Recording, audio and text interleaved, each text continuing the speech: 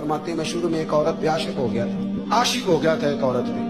तो मैंने शाह की नमाज उसके मोहल्ले में जाके पढ़ी। मेरा मजहबी घराने से ताल्लुक था, नमाज में पढ़ता था। तो इमाम साहब जो थे ना, ये दाता साहब ने लिखा है कशफुल माजूब, इमाम साहब ने ना आयात जरा लंबी पढ़ी। तो मेरे दिल में ख्याल आया कि मौलाना आप तो फारिग हैं, तो हमें तो और भी काम है। तो कहते हैं नमाज से फारिग होकर मैं उसके घर के चक्कर लगाता था, सारी रात घूमता रहता था। वो चंद लम्हों के लिए छत पे आती थी, दो एक बात करती थी, चली जाती थी। हाथ ये है कि मुझे कभी उस पर गुस्सा भी नहीं आया, और उसका इंतजार करके कभी मैं थका भी। ये दाता साहब लिख रहे हैं। हजरत अब्दुल्लाह इब्न मुबारक फरमाते हैं कि रात में गया, इसी तरह मैंने नमाज पढ़ी, फिर मैं उसके घर गया। मैं सारी रात, सर्दियों की ठंडी रात, 11-12 घंटे उसके घर का तवाफ करता रहा, माज़अल्लाह चक्कर लगाता रहा। आधी रात को सहरी का वक्त वो छत पे आई 1 मिनट के लिए और कहने लगी घर में मेहमान बहुत ज्यादा हैं, आज बात नहीं हो सकेगी।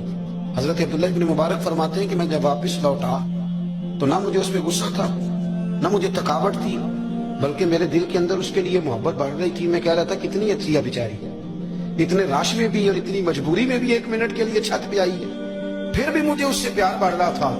कहते हैं जब मैं थोड़ा आगे बढ़ा तो फजर की अजान हो रही थी, यकदम मेरे अंदर से आवाज उठी।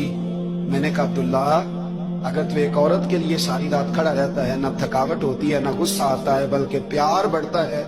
अगर औरत के लिए बंदा खड़ा रह सकता है तो रब रसूल के लिए भी खड़ा रह सकता है। फरमाते हैं मैंने तौबा कर ली, और फिर मेरा हाल ये है कि वो तौबा की, फिर 60 साल गुजर गए, सारी रात